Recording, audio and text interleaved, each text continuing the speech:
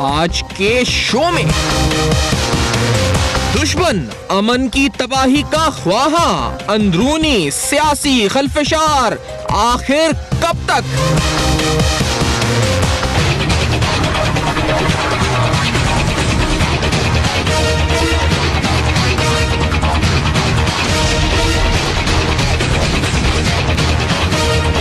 सियासी बयानबाजियां, इदारों में तसादुम की बाज़गश्त, तदारुक क्या? अदालती फैसलों पर तहफ़्फ़ुज़ात, दलाइल कितने ठोस? अस्सलाम वालेकुम। पस पर्दा हक़ाइक़ सनसनीखेज़ इंकशाफ़ात प्रोग्राम बेनकाब में हूँ आपके साथ सैफ़ान खान। इंतहाई अहम मराहिल से ये मुल्क इस पर दो चार मुस्तक़बिल का मंजरनामा, जिसमें कुछ इंतहाई अहम मामलात होने हैं। इलेक्शंस होने हैं इस मुल्क के अंदर। इलेक्शन से पहले सियासी तनाव है और सियासी तनाव के अंदर सियासी बयानबाजियाँ, लेकिन ये सियासी बयानबाजियाँ बढ़ चढ़ कर अब न सिर्फ सियासी जमातों के माबैन बल्कि सियासी जमातों की जानिब से अदालती फैसलों की खिलाफ वर्जी, बल्कि बाज़ सियासी जमातें तो एक दूसरे पर यह इल्ज़ाम धर रही हैं कि ये सियासी जमातें दरअसल अदलिया और अस्करी क़यादत की किरदार कशी कर रही हैं। ये इल्ज़ामात भी सामने आ रहे हैं। अब इस पूरी सूरत हाल में जहाँ एक पोलराइज्ड, एक बिल्कुल आप कहें तफरीक, अंधी नफरतों में तकसीम माशरा में नजर आता है, जहाँ पर एक सिमत, एक इंतहा सिमत नजर आती है एक तरफ, तो एक इंतहा एक तरफ नजर आती है।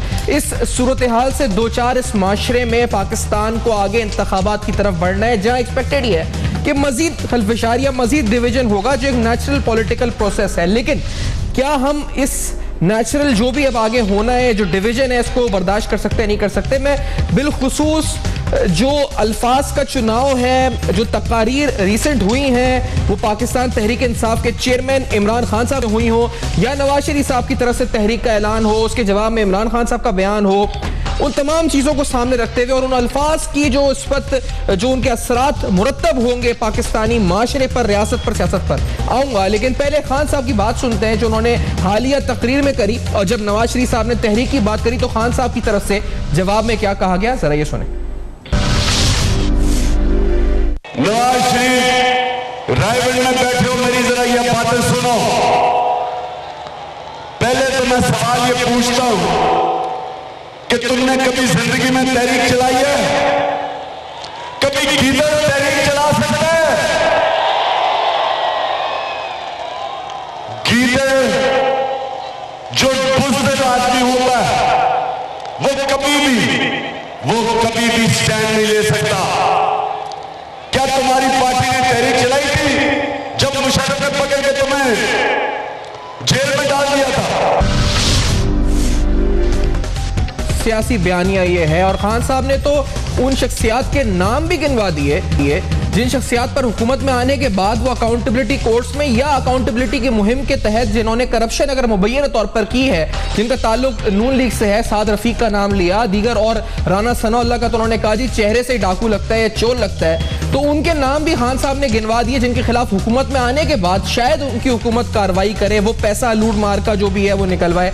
ये भी सामने बात आ गई। लेकिन सवाल ये है जी कि इस वक्त नून लीग की तरफ से जो बयानिया आया है वो भी आपको सुनवाएंगे कि किस तरह से उनके बयानात आ रहे हैं। लेकिन इस पूरी सूरत हाल में हम इस वक्त जिन चैलेंजेस से दो चार हैं, आज उस पर आज बात जरूर होगी कि हम क्या इसी तरह लड़ते रहेंगे, इस अंदरूनी हल्फशार का शिकार आखिरकार कब तक रहेंगे। और जब मैं ये बात कर रहा हूं तो आपको दहशतगर्दी याद कराते चले, जो आज ही नहीं, एक दो दिन पहले यानी कल का बात है, जब कोयटा के अंदर दहशतगर्दी का वाकया हुआ। एक बार फिर से हमने देखा कि हमारा दुश्मन जो कि सीपैक के खिलाफ साजिशों में मुलव्वस है, हमारा दुश्मन जो कि बॉर्डर के उस पार बैठ के, दोनों बॉर्डर से हमारे लिए खतरात इस पर बैरूनी चैलेंज की सूरत में मौजूद हैं, वहां बाकायदा आप इससे पहले सुन चुके हैं जनरल जुबैर हयात को भी कि बाकायदा एक फंड कायम किया गया है, जिस फंड का मकसद ये है कि पाकिस्तान को इस पर अदम इस्तेहकाम पहुंचाया जाए, सीपैक के खिलाफ मुनज़्ज़म साजिश की जाए। और इस सूरत हाल से इस वक्त हम दो चार हैं, तो इस पूरी सूरत हाल का सामना हम किस तरह करेंगे, दोनों माशी तौर पर भी और दूसरी दहशतगर्दी के मामले को भी आज प्रोग्राम में बात करेंगे। और सियासी जमातों के आपस के जो इस वक्त मामलात हैं, इन मामलात की वजह से मुल्क को कितना नुकसान हो सकता है, ये सवाल भी उठाएंगे। बेनकाब में एक छोटा सा ब्रेक लेते हैं, जिसके बाद आपके पास दोबारा हाजिर होंगे। अभी खिदमत हमारे साथ रहेगा।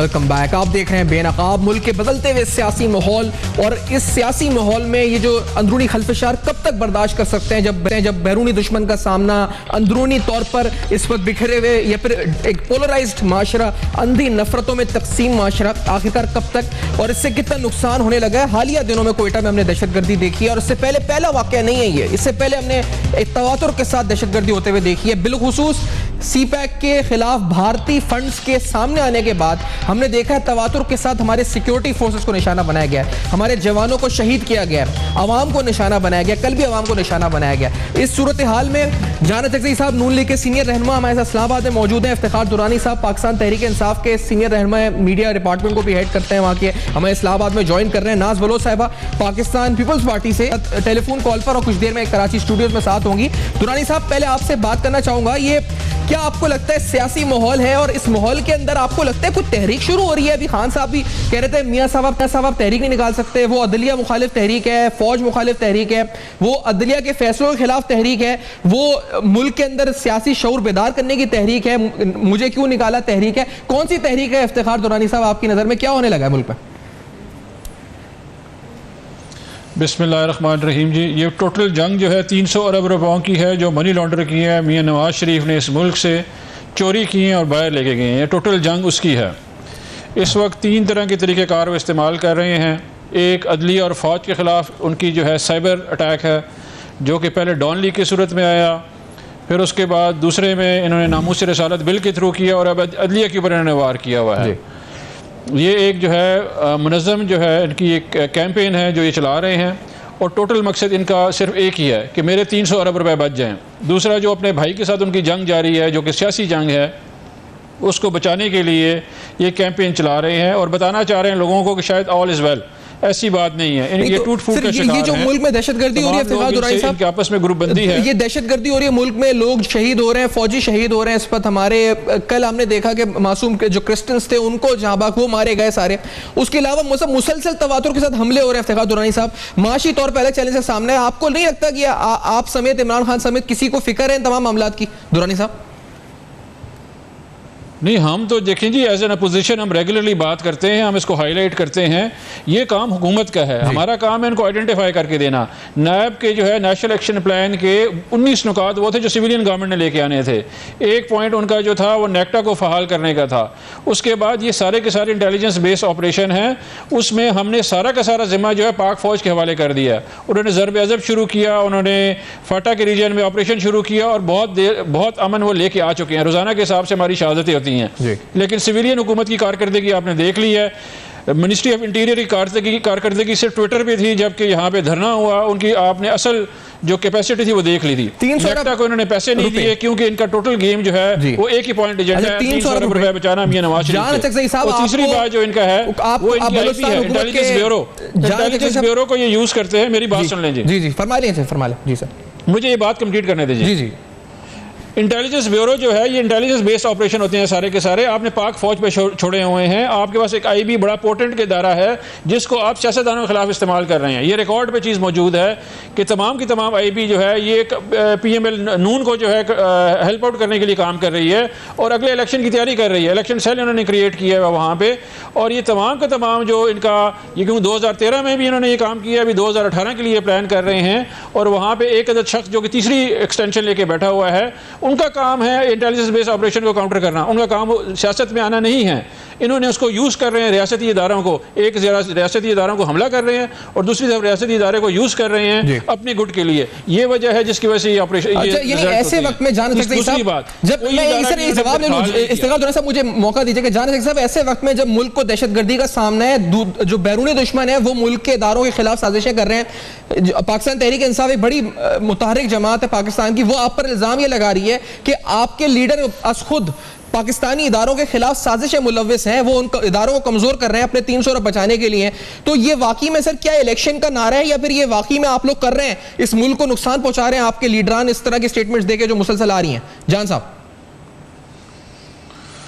देखिए, पाकिस्तान के सियासी जो अदल का निज़ाम है, उन्होंने 2 सियासी फैसले किए हैं। एक मुंतखब वज़ीर-ए-आज़म को एक छोटी चीज़ ना डिक्लेयर करने पे डिस्क्वालीफाई किया, और वही मयार एक और मुकदमे में उसी तरह इल्ज़ाम की बुनियाद पे एक और सियासी लीडर को उन्होंने सर्टिफिकेट दे दिया है। तो अगर आपका निज़ाम अदल जो है सर्टिफिकेट किसी को फरिश्ता और किसी को शैतान डिक्लेयर के बिजनेस में आ जाता है, तो पूरे मुल्क में यकीनन एक सियासी बोंचाल आएगा। अदालत जो इंसाफ के तकाजे हैं वो पूरे नहीं होंगे और आवाम में बेयकीनी आएगी। पाकिस्तान के बिलखसूस PML उनके लाखों सपोर्टर्स जो हैं वो इस बात पे मानने के लिए तैयार नहीं है कि अगर करप्शन हुआ है तो फिर अकामा क्या चीज़ थी, अगर मनी लॉन्ड्रिंग हुई है तो फिर हुदैबिया पेपर मिल जो फैसला आया है और फिर उसके बाद डायरेक्टिव क्यों नैब अकाउंटेबिलिटी कोर्ट को इशू नहीं हुआ। तो ये तो इल्ज़ामात है, इसको मैं सीरियस नहीं लेता जो हमारे अपोजिशन कर रही है। लेकिन पाकिस्तान में सियासी लीडरों के लिए एक मयार अगर निज़ाम अदल में नहीं है तो सियासी बोंचाल और इकनॉमिक इंस्टेबिलिटी यकीनन मुल्क के मुफाद में नहीं है। यकीनन नवाज शरीफ साहब ने क्रिएट नहीं की है, बल्कि पाकिस्तान के इस निज़ाम अदल की जो कमज़ोरियाँ हैं हमें आज कहना चाहिए कि कौन सी कोताहियाँ हुई हैं 2 बड़े जजमेंट में। 14 साल बाद जब कोई और मेजर एक और जस्टिस नसीम हसन शाह कर्जे जो है ये निज़ाम अदल ने नहीं दिलवाए, इनको कहा जी आप कर्जे ले लें बाहर मुल्क से। बात पूरी करूं प्लीज। अच्छा, एक 14 साल बाद हमसे ये गलती हुई है, तो ये ऐसी गलतियां पाकिस्तान के जमहूरियत को, सियासी निज़ाम को जो है वो लपेट के रखेंगे। लिहाजा हमें जो है अगर मुल्क में स्टेबिलिटी की ज़रूरत है तो ऐसे फैसले नहीं होने चाहिए। इसी बुनियाद पर नवाज शरीफ ने कहा कि मैं आवाम को आगाह करने के लिए मुहिम शुरू करूंगा। मुहिम शुरू करें आप, दहशतगर्दी में जो लोग जहां बाग हो रहे हैं उनके लिए मुहिम शुरू करें। फौजी हमारे जो आप जान साहब, मैं आपकी ट्वीट्स भी पढ़ता हूं, आप माशाल्लाह स्टेटमेंट्स देते हैं उनके लिए, बड़ी अच्छी बात है देते हैं। सर आपके लीडर को आप समझाएं कि वो उनके लिए मुहिम चलाए। जो 22 साल का जो कैप्टन या मेजर शहीद हो जाए, सिपाही शहीद हो जाए 21 साल का, उसके घर पर क्या गुजरती है। ऐसे माहौल के अंदर जब इस मुल्क के अंदर हर दिन एक नया जनाजा एक घर से उठ रहा है जान साहब, चाहे वो कोई भी मजहब से ताल्लुक रखता हो, वो किसी सिविलियन हो या सिक्योरिटी फोर्सेस से हो, हम लोग ये इसमें लगे हुए हैं कि मेरे लीडर को निकाल दिया तो मैं तहरीक चलाऊंगा। ये जान साहब आपको लगता है ये सूटेबल है आपके लिए? खुद आप उनके जो भाई शहबाज शरीफ साहब वो नहीं मान रहे इस बात को? देखिए, बहुत से लोगों को नवाज शरीफ साहब की शक्ल पसंद नहीं होगी, लेकिन पाकिस्तान के एक बहुत बड़े लीडर की हैसियत से पॉलिटिकल स्टेबिलिटी को वो सिंबलाइज करते हैं। पाकिस्तान की फ़ौज ये जंग नहीं जीत सकती जब तक पाकिस्तान की सियासी क़यादत उनके पीछे ना हो। दहशतगर्दी की ये जंग हम नहीं जीत सकते जब तक मुल्क में सियासी स्टेबिलिटी हो। सियासी स्टेबिलिटी का ये मतलब है कि आप सियासी लीडर्स को प्रोड्यूस करने की जो कोशिश है वो ना करें, तब जाके वाकई हम जो है सियासी लिहाज से ये जंग जीत सकते हैं। ये काइनेटिक ऑपरेशन के जरिए जीता नहीं जा सकता। अब तक जो भी ऑपरेशन हुए हैं, पाक फौज के पीछे सियासी क़यादत खड़ी है, और यही सियासी क़यादत यकसुई से उस वक्त खड़ी होगी जब सियासी डिसीजन नहीं होंगे, जब हमारे कोर्ट जो है इंसाफ पे मबनी डिसीजन करेंगे, जब वो अपने आंखें खोल के फैसले नहीं करेंगे, तो फिर यकीनन जो फोकस है वो दहशतगर्दी होगी, जो फोकस है वो स्टेबिलिटी होगी, जो फोकस है मुल्क का इंटरेस्ट या मुफाद होगा। लेकिन अगर इस तरह जो है हम निज़ाम अदल को इस्तेमाल करेंगे और हमें ये नताइज मिलेंगे, तो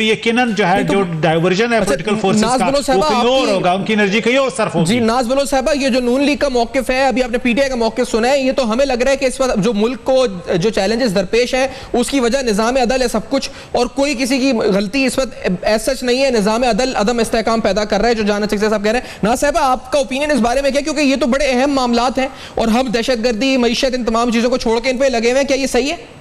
बिस्मिल्लाहिर्रहमानिर्रहीम। देखिए, इस वक्त तो सारी की सारी जो हुकूमत है वो वेंटिलेटर के ऊपर चल रही है।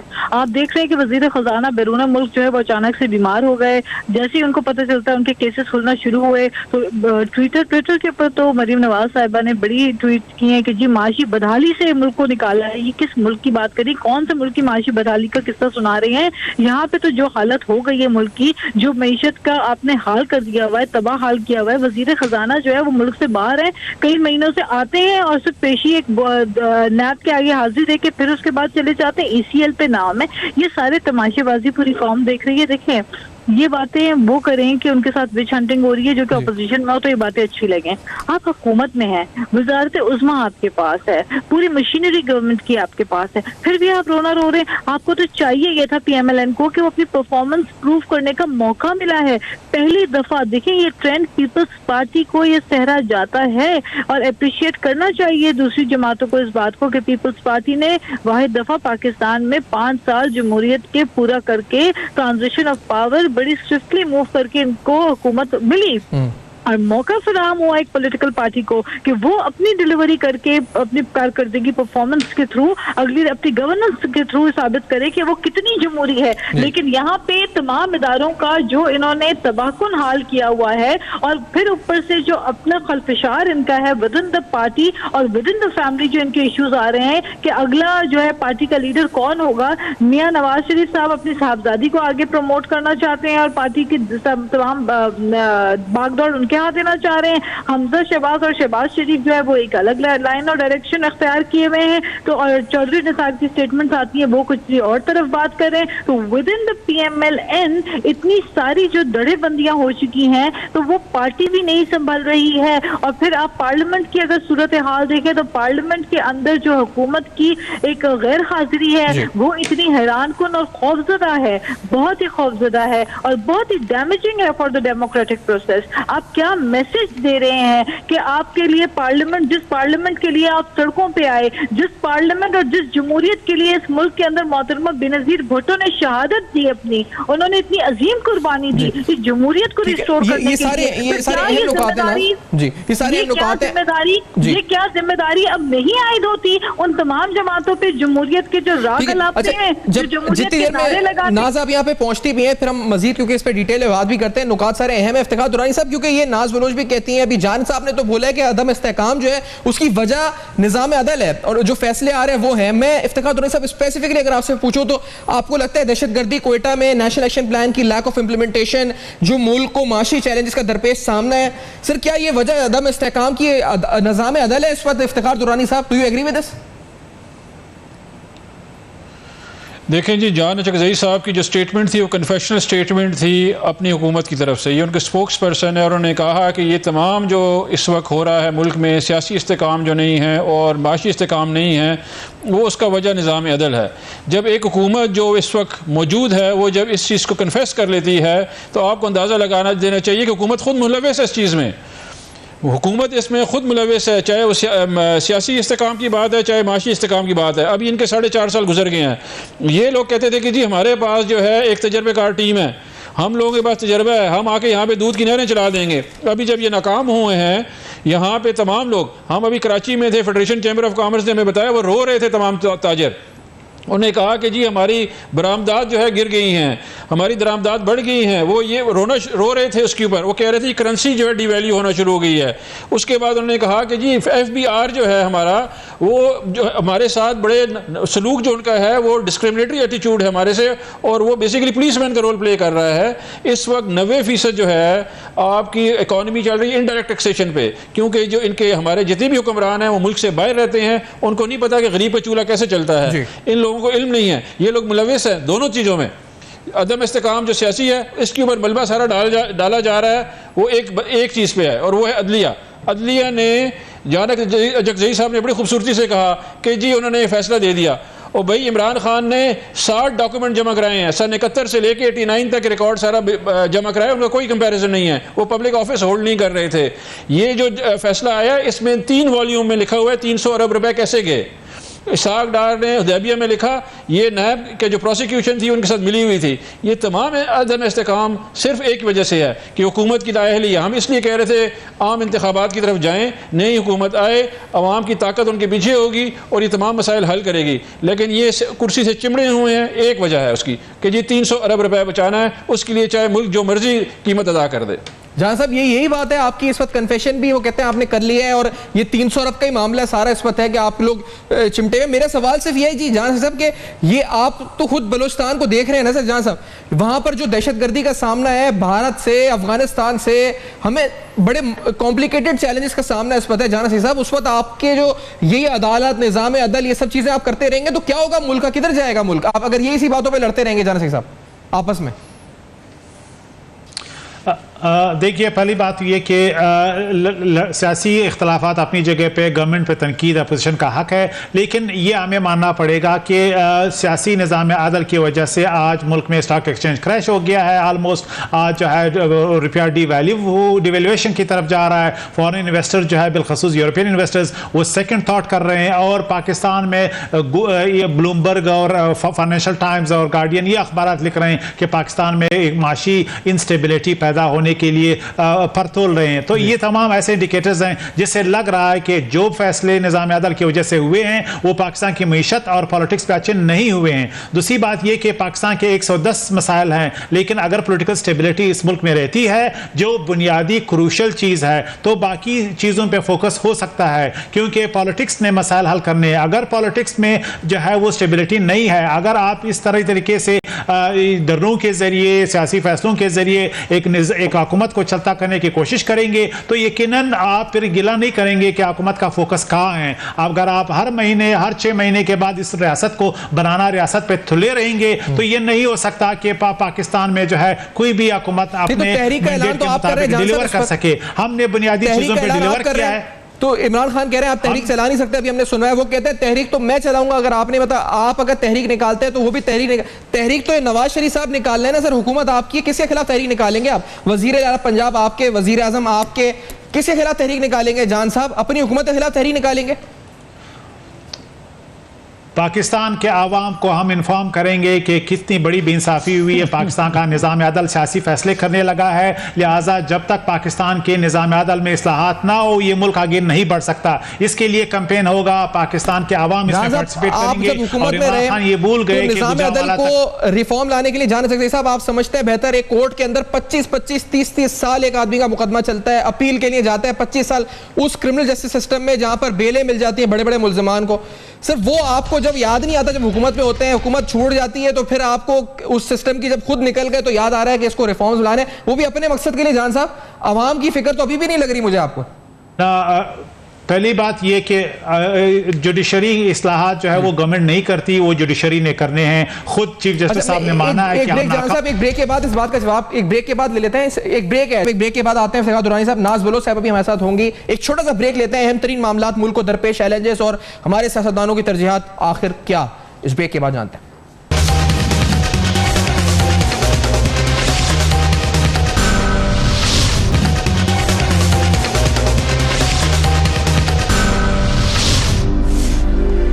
Welcome back. आप देख रहे हैं बेनकाब। बेनकाब में अहम तरीन सवालात पाकिस्तान के मुस्तकबिल के सियासी मंजरनामे में, बल्कि इस सियासत से रियासत को कितना नुकसान हो रहा है, क्योंकि इल्ज़ाम ये लग रहा है जी कि इदारों के खिलाफ साजिश हो रही है। इमरान खान साहब ने कहा इदारों के खिलाफ साजिश कर रहे हैं नवाज शरीफ साहब, और इमरान खान साहब जो तकरीर उन्होंने करी, उन्होंने भी कुछ नाम गिनवाए जिनके खिलाफ हुकूमत में आने के बाद वो एक्शन लेंगे। उन्होंने तहरीक के मुकाबले में तहरीक की बात भी की, अगर नवाज शरीफ साहब तहरीक निकालते हैं। लेकिन इस सियासी माहौल में जहाँ धमाके हो रहे हैं, दहशतगर्दी हो रही है, जनाजे उठ रहे हैं, हमारे शोहदा फौजी, हमारे जवान 20-20, 21-21 साल की उम्र में शहीद हो रहे हैं, इस माहौल में जहां माशी तौर पर IMF के कर्जों पर कर्जे, यूरो बॉन्ड्स, हुकूक बॉन्ड्स, ये सब इशू हो रहे हैं, आखिरकार हम इस सियासी अंदरूनी खदशात से कब निकलेंगे? नाज बलोच साहब भी साथ है। नाज साहब, मैं क्योंकि जान साहब की बात कंटिन्यू हो रही थी, लेकिन पहले आपका, मैं आ चुके हैं स्टूडियो में, तो ये आपको लगता है ये who is responsible for all this, और ये सब क्यों हो रहा है? इफ्तिखार दुरानी साहब कहते हैं ये सब 300 अरब रुपए के नहीं हो रहा है, जान साहब कहते हैं ये निज़ाम अदल को बेहतर करने के लिए हो रहा है।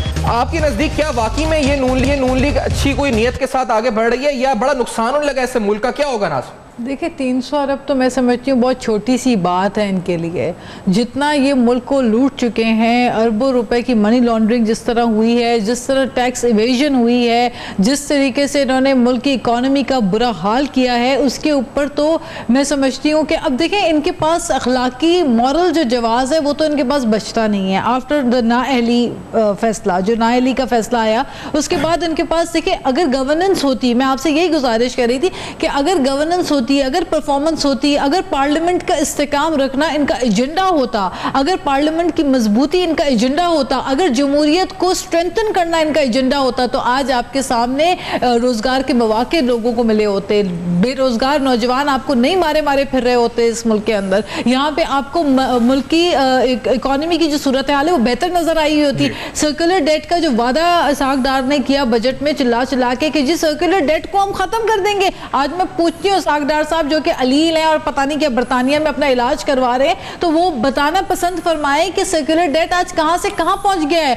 आप खसारे में लेकर गए मुल्क को, आप बैंकरप्ट करने की नहज के ऊपर है। फिर आप बात करते हैं कि जी आपकी विश हंटिंग हो रही है। जनाब आपकी गवर्नमेंट है, आप वजीर आजम में, तमाम इख्तियारात आपके पास हैं। इन्हीं अदालतों के ऊपर आप जाके मोहतरमा बेनजीर भुट्टो पे झूठे केसेस जाके किया करते थे। 12 साल की जो पॉलिटिकल विच हंटिंग और पॉलिटिकल विक्टिमाइजेशन के ऊपर पीपल्स पार्टी की क़यादत ने जेलों का सामना किया और उसके बाद भी सुर्खरू बाहर निकले। तो यही अदालतों से हमें इंसाफ मिला और हम इन्हीं अदालतों में आपने झूठे मुकदमात दर्ज कराए थे पीपल्स पार्टी की खातून वजीर आजम मोहतरमा बेनजीर भुट्टो के ऊपर। आज आपको मोहतरमा बेनजीर भुट्टो याद आ रही है। आज PMLN कहती है कि जनाब मोहतरमा बेनजीर भुट्टो सही थी, जुल्फिकार अली भुट्टो के साथ जो हुआ वो गलत हुआ। आज आपको याद आ रहा है ये सब बात पे। जहां साहब एक बात ये कि नाज ने बात की ना, बड़ी अहम बात है इसमें।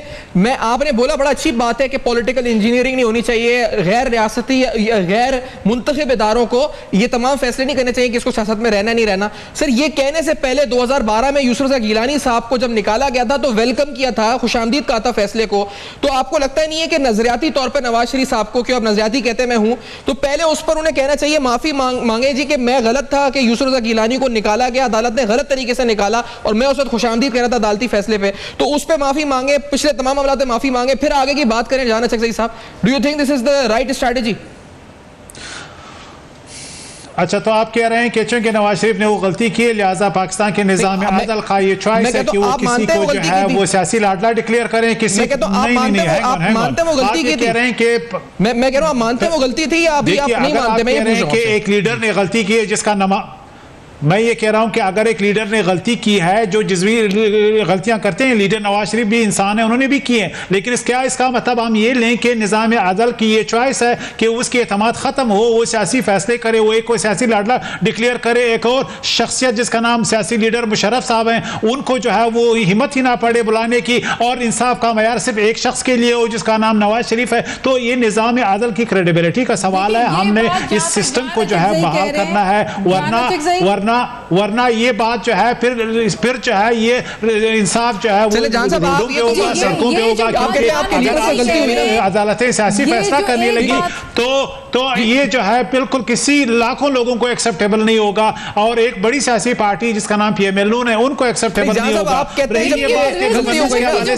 मैं खुल के ये कह रहा हूं कि सियासी इंस्टेबिलिटी की कीमत है गवर्नेंस,